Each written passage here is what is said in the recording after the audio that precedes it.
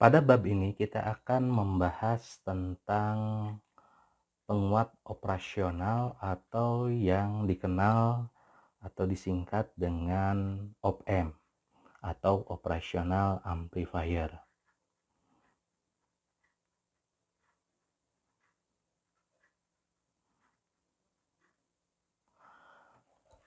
Penguat operasional ini bertujuan untuk bagaimana mahasiswa mengerti tentang prinsip kerja dan mampu menganalisis rangkaian dengan OPM. Perbedaan antara OPM dengan penguat biasa dalam hal ini, ketika kita bicara penguat atau amplifier, pada kuliah sebelumnya kita mengenal penguat atau amplifier itu menggunakan transistor, baik itu menggunakan BJT maupun menggunakan FET. Nah, sedangkan dengan operational amplifier atau kita singkat dengan OPM, ini kita tidak memerlukan lagi komponen transistor konvensional karena OPM sudah bundling dalam bentuk integrated circuit atau disingkat dengan IC, di mana dalamnya IC itu terdiri dari sekian ratus atau puluhan atau ribuan transistor ya, dalam bentuk ukuran yang sangat kecil. Nah, pada pembahasan operational amplifier ini, yang pertama kita mengetahui prinsip kerja dari OPM itu sendiri. Kemudian kita masuk dalam jenis OPM, baik itu inverting maupun non-inverting. Kemudian amplifier atau OPM sebagai penguat, mulai dari rangkaian integrator, diferensiator, ataupun adder. Jadi kita melihat sebelum masuk ke analisis OPM atau nanti masuk ke rangkaian lanjut tentang OPM. Jadi yang pertama ini adalah kita bahas tentang prinsip kerja dari OPM. Kemudian yang kedua itu adalah OPM, jenis OPM inverting dan non-inverting. Kemudian kita masuk ke OPM bentuk integrator dan diferensiator.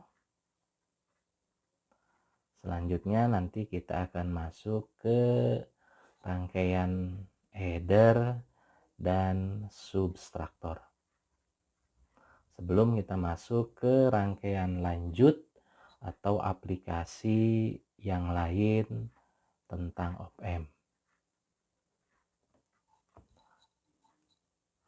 Nah, kita masuk ke prinsip kerja dari OPM terlebih dahulu. Jadi kalau kita lihat bahwa OPM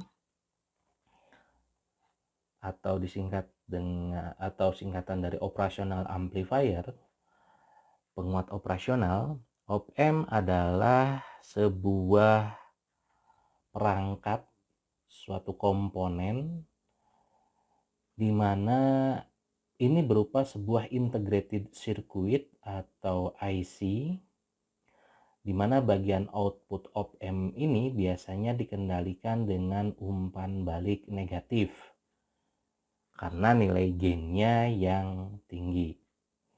Jadi OPM berupa sebuah IC integrated circuit di mana di dalamnya itu dikendalikan dengan prinsip umpan balik negatif karena nilai gainnya yang penguatannya yang sangat tinggi. Beberapa hal yang perlu kita ketahui adalah di mana keuntungan penggunaan OPM dibandingkan dengan komponen transistor sebagai penguat konvensional. Yang pertama, keuntungan dari op-amp itu adalah penguatan yang sangat besar. Ini A, saya sebut sebagai penguatannya yang sangat besar.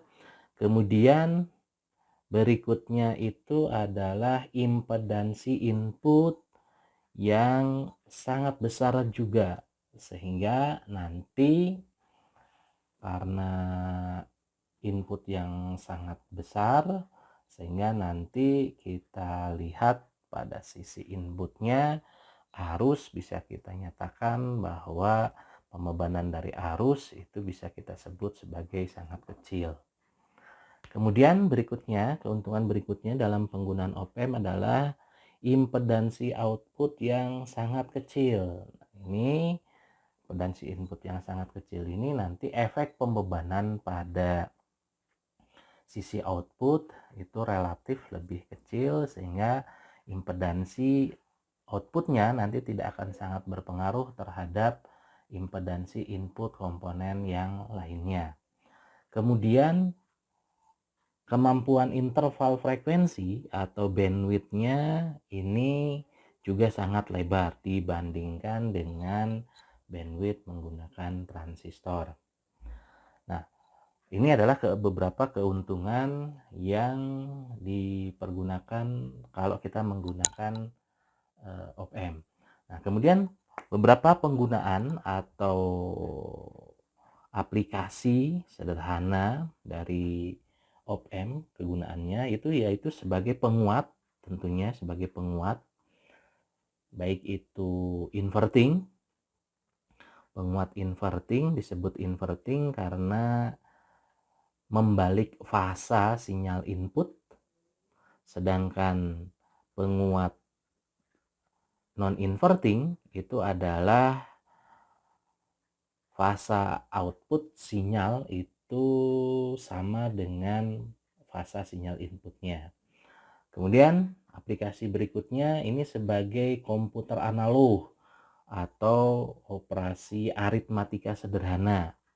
Jadi operasi aritmatika sederhana mulai dari penjumlahan, saya sebut sebagai adder, kemudian pengurangan atau saya sebut sebagai subtraktor, kemudian integrasi atau integrator, dan diferensiasi atau diferensiator. Nah, kemudian aplikasi yang lain ini bisa kita gunakan op-amp sebagai pengubah tegangan. Kemudian berikutnya itu adalah sebagai osilator, ataupun bisa kita gunakan sebagai sebuah filter.